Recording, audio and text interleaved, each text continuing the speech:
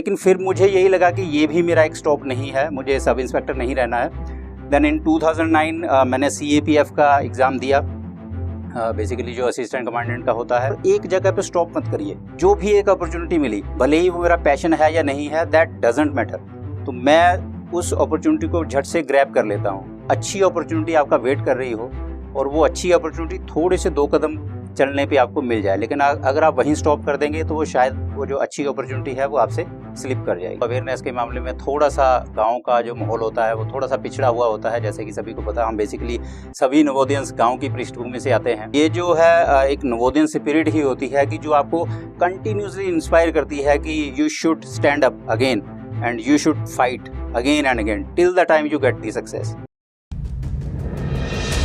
साथियों, सभी को मेरी प्यार भरी नमस्कार।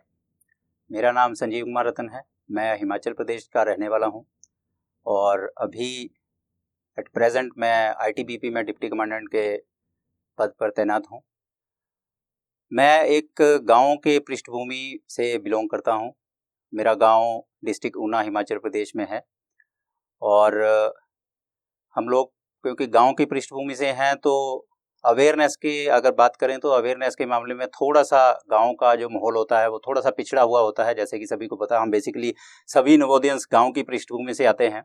तो मेरे फादर जो कि एक टीचर थे, तो सबसे पहले मेरे फादर ने ही मुझे बताया था कि एक नवोदय स्कूल है जो कि बेसिकली एक हॉस्टल की फैसिलिटी होती है और वहाँ पे अच्छी पढ़ाई होती है। तो अगर आप गाँव के स्कूल को छोड़ के नवोदय में जाते हो तो आपकी जो है वो अच्छी एजुकेशन आपको वहाँ पे मिलेगी और आप एक बेहतर इंसान बन सकते हो। तो इसी से मुझे मोटिवेशन मिली और क्योंकि फादर मेरे टीचर थे तो फादर ने ही मुझे गाइड किया, बुक से लेके और ट्यूशन पढ़ाने से लेके सब कुछ उन्होंने मुझे गाइड किया। और जो मेहनत मैंने की उसके बल पे मुझे मौका मिला कि मैं नवोदय स्कूल में, जो कि जवाहर नवोदय विद्यालय ऊना पेखुविला में है, और वहाँ पे क्लास 6 1992 में मुझे वहाँ पे एडमिशन मिला। नवोदय में क्या है कि जैसे हम लोग गए हैं, हम सभी का बचपन एक जैसा ही रहा है, हॉस्टल लाइफ भी एक जैसी रहती है। तो मैं उसके सिर्फ आपको जो पॉजिटिव एस्पेक्ट हैं वो बताने की कोशिश करूँगा। और क्योंकि मैं फोर्स से एक बिलोंग करता हूँ, मेरा बैकग्राउंड बेसिकली फोर्स का है, यूनिफॉर्म फोर्स का है, तो उस नवोदय की लाइफ से मुझे इस जो फोर्स की लाइफ है उसमें ढलने के लिए मुझे क्या मतलब जो उसकी सहायता मुझे जो नवोदय की लाइफ से मिली है उसको भी मैं आपसे साझा करूंगा। तो 92 में जब मैंने ये ज्वाइन किया तो काफ़ी अकेलापन रहता था, जैसा कि हम सबको पता ही है।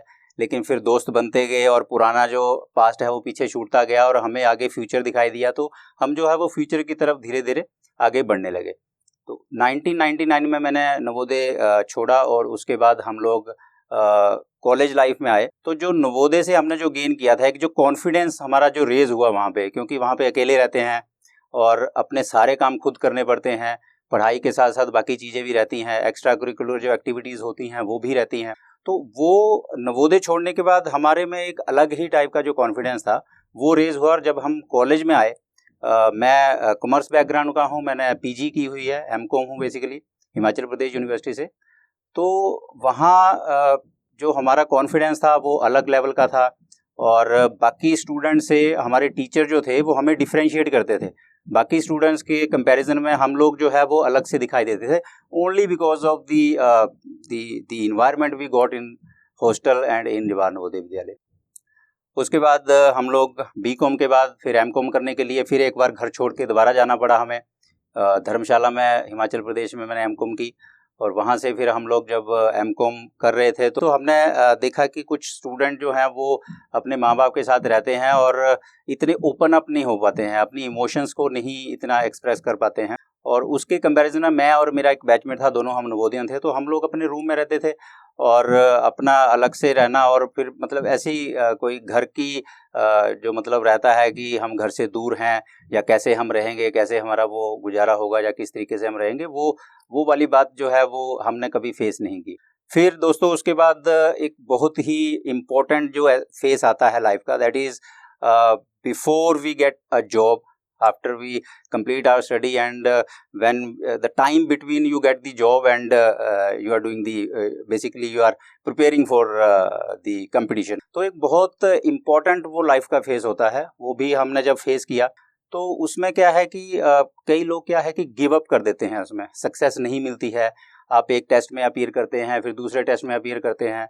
कई बार क्या होता है कि आपकी हार्ड वर्क में कोई कमी नहीं है, लेकिन क्या होता है कि आपकी लक शायद साथ नहीं देती है या आपको वो अपॉर्चुनिटी नहीं मिल पाती है, तो उसमें फ्रस्ट्रेट हो जाते हैं। तो अगेन मैं आपको दोस्तों बताना चाहूँगा कि उसमें भी जो नवोदयन लाइफ है, जो नवोदय का जो हमारी एक जो एटमॉस्फेयर हमें मिलता है, वो फिर इसमें एक पॉजिटिव जो रोल है वो प्ले करता है। ये जो है एक नवोदयन स्पिरिट ही होती है कि जो आपको कंटिन्यूसली इंस्पायर करती है कि you should stand up again and you should fight again and again till the time you get the success. तो ये चीज़ जो है वो नवोदयंस में ही कूट कूट के भरी होती है।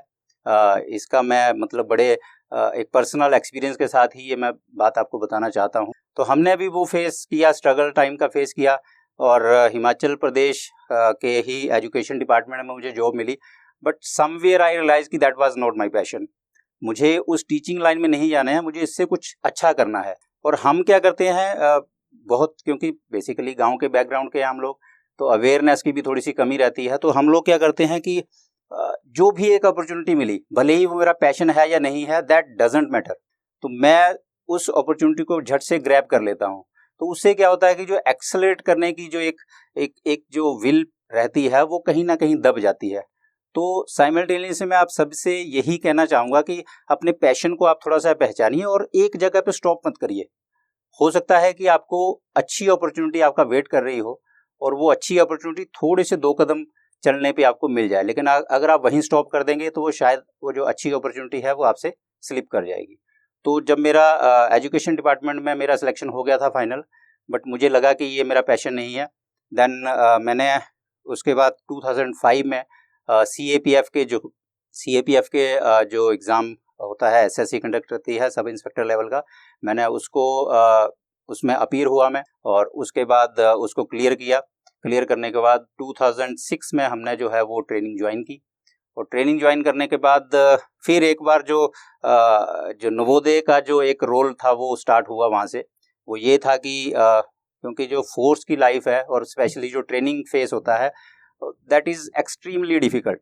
लेकिन जो हॉस्टल लाइफ थी वो फिर एक बार मुझे बचाने वहाँ पे आई।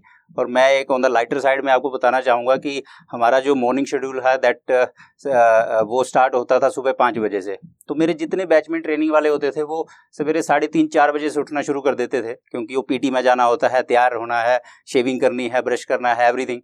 बट मैं क्या करता था कि मैं शार्प 15 या 20 मिनट पहले जो है उठता था, और 15-20 मिनट पहले उठ के सारा कुछ तैयारी करके और उनके साथ में वहाँ पे तैयार होके PT में पहुँच जाता था।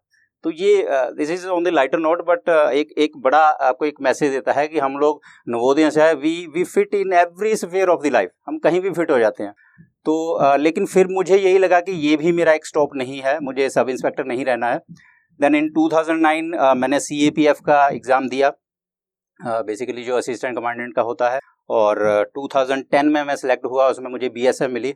बट मेरा ITBP के साथ अच्छा थोड़ा सा लिंक हो गया था, तो मैंने फिर डिपार्टमेंटल जो एग्ज़ाम दिया तो उससे मैंने क्लियर करके 2012 में मैंने as a assistant commandant join किया, और फिर प्रमोशन होते होते 2018 में मेरी प्रमोशन हुई है और मैं डिप्टी कमांडेंट अभी मैं बन गया हूँ। और मेरी पोस्टिंग अभी जो है वो छत्तीसगढ़ रायपुर जो नक्सल इन्फेस्टेड एरिया है वहाँ पे मैं अपनी ड्यूटी कर रहा हूँ। इसके बाद अभी क्योंकि हम लोग नवोदयंस हैं तो एक मेंटरशिप का एक कंसेप्ट रहता है हमारे फोर्स का। जो भी मेरे कोई साथी अगर फोर्स में रहे हैं या फोर्स में सर्विस दे रहे हैं, तो एक मेंटरशिप का जो रहता है, मेंटर और मेंटी का जो कंसेप्ट रहता है, वो दैट इज़ वेरी इंपॉर्टेंट। और वो क्योंकि हम फोर्स में इसको करते रहते हैं, तो मेरा ये भी मानना है कि हम नवोदयंस हैं, तो हमें जो सीनियर हैं, जो अपने आप को शायद इस काबिल वो हो चुके हैं कि वो लाइफ में इतना कर सकते हैं कि अपने जूनियर्स को भी मोटिवेट, वो मतलब इतना पोटेंशियल रखते हैं कि वो कर सकते हैं जूनियर को मोटिवेट। तो इसी कंटेक्स्ट में मैं भी थोड़ा चाहता हूँ, हम लोग इसमें एक्टिव भी हैं, और जहाँ भी पोस्टिंग के दौरान मौका मिलता है तो हम नवोदय स्कूल में पक्का जाते हैं, और नवोदय जो हमारे जूनियर भाई बहन हैं उनको हम गाइड करते हैं कि आप देखो कोई भी लाइफ का फील्ड आपने चूज़ करनी है उसको करिए, मतलब इसमें कोई रिस्ट्रिक्शन नहीं है, आप अपने पैशन को फॉलो करिए, लेकिन whatever you want to do you have to devote yourself 100%। आपको पूरा डिवोट करना है।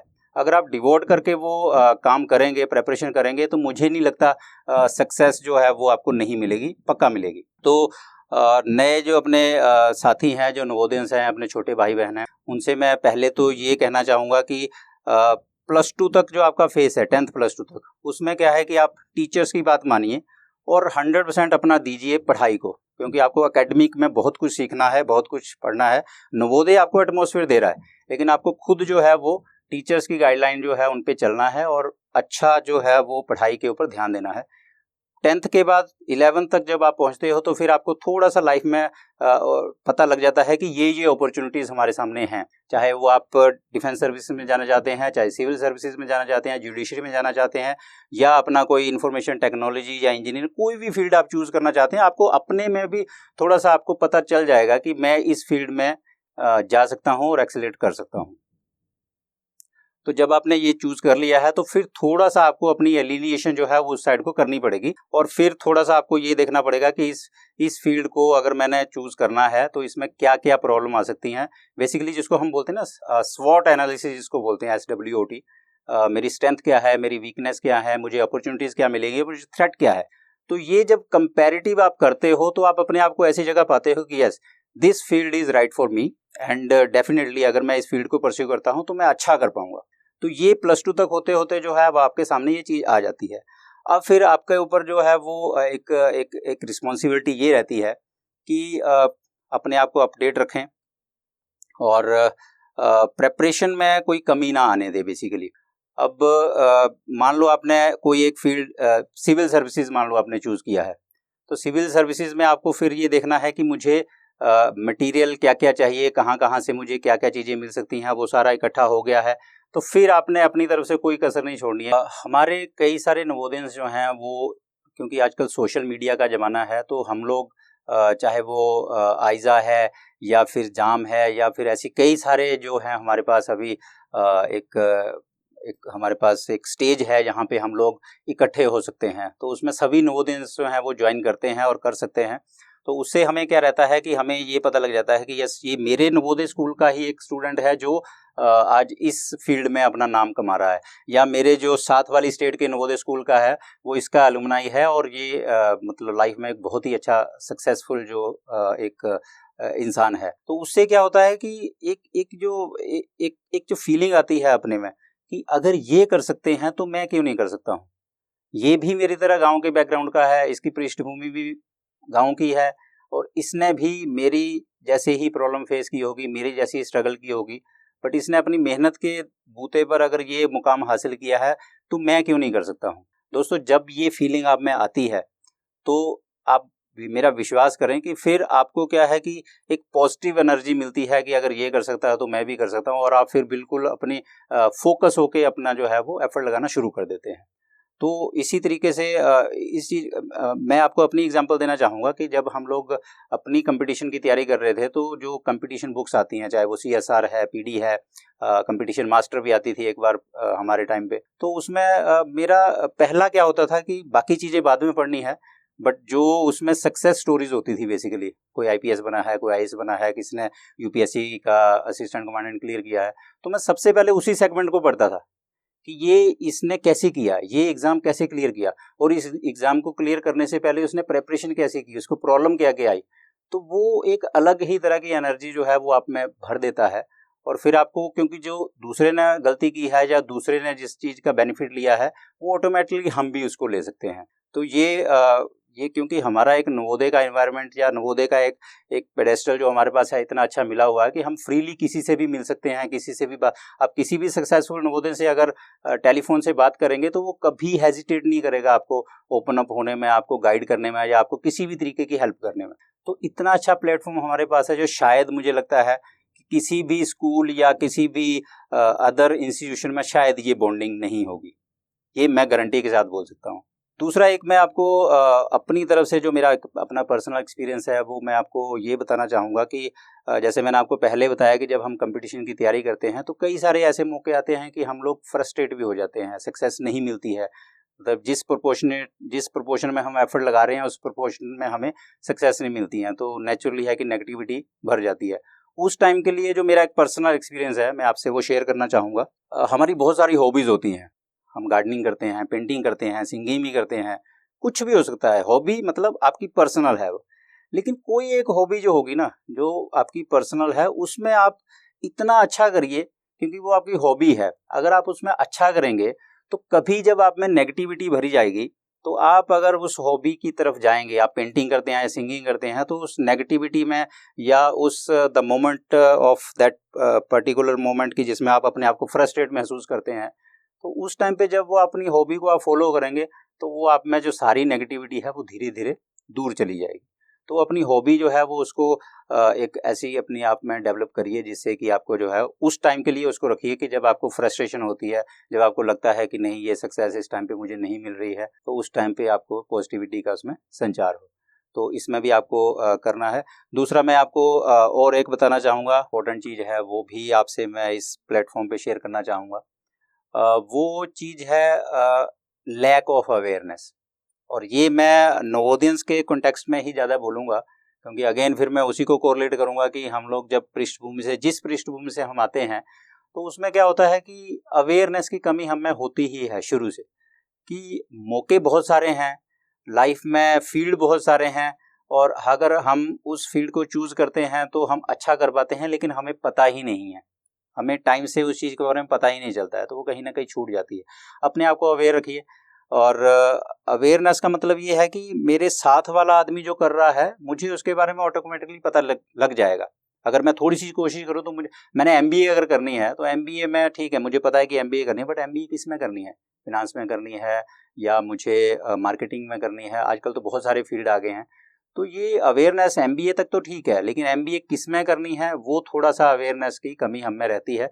और एक मतलब नवोदय में जब हम लोग जाते हैं तो काफ़ी सारे जो गाँव से और काफ़ी बड़े इलाके से बच्चे आते हैं और उनका भी फैमिली बैकग्राउंड होता है अलग अलग। तो आप थोड़ा सा आपस में इंटरेक्शन करिए। हम हेजिटेट करते हैं, इंटरेक्शन नहीं करते हैं, लेकिन इंटरेक्शन करना बहुत ज़रूरी है, ओपन अप होना बहुत ज़रूरी है। अपनी फीलिंग आप बताएंगे तो दूसरा बच्चा जो आपके साथ का होगा, जिसको हम बेसिकली पीयर लर्निंग बोलते हैं, तो जो दूसरा बच्चा होगा वो आपको 10 बातें बताएगा, आप उसको 10 बातें बताएंगे, तो knowledge every time knowledge multiplies. तो आप ये करें और अवेयर रहें। और अवेयरनेस के मामले में अनलाइकली जैसे हम लोग जब थे तो सोशल मीडिया का ज़माना नहीं था, फेसबुक और ये और गूगल बेसिकली नहीं था। सब कुछ करने के लिए तो आजकल गूगल है, हम just type and we get plenty of information, जो हमें चाहिए जो नहीं भी चाहिए सब आ जाता है। हमारे टाइम पे ऐसा नहीं था। हमारे टाइम पे गूगल हमारे टीचर्स होते थे, you ask the question and you get the specific answer. अब ऐसा नहीं है। तो अवेयरनेस के लिए आप सोशल मीडिया और मोबाइल का आप इस्तेमाल कर सकते हैं, but at the same time मैं सभी जो यंगर जो जनरेशन है मैं उनको थोड़ा सा ये बताना चाहूँगा कि मोबाइल जो है वो इट इज़ जस्ट लाइक एक गिफ्ट तो है ही आपके लिए, बट वो गिफ्ट ऐसे है कि अगर आप बहुत ज़्यादा उसको यूज़ करेंगे तो वो गिफ्ट की बजाय फिर आपके लिए वो अभिशाप ज़्यादा, वरदान की बजाय वो अभिशाप ज़्यादा बन जाएगा। और इसकी लत लगती है बेसिकली, और आप ज़्यादा से ज़्यादा जब इंटरनेट पे आप हो जाते हैं, सोशल साइट्स पे चले जाते हैं, तो कहीं ना कहीं अपना मेन जो मुद्दा है वो उससे भटक जाते हैं। तो जुडिशली उसको आपने यूज़ करना है। आपको सब कुछ मिलेगा इंटरनेट पे, हर एक चीज़ आपको मिल जाएगी। It is your choice what you want to see, what you want to study, it typically it's your choice. तो मैं आपसे सभी से इस प्लेटफॉर्म के माध्यम से ये रिक्वेस्ट करना चाहूँगा, या मेरी एडवाइस आप इसको समझ लीजिए कि सोशल मीडिया और इंटरनेट का जुडिशली आप इस्तेमाल करें और अपने बेनिफिट के लिए करें। इससे ऐसे ना हो कि ये जो इंटरनेट है वो आपके ऊपर हावी हो जाए और आपको डायरेक्ट करना शुरू कर दे, तो ये नहीं होना चाहिए।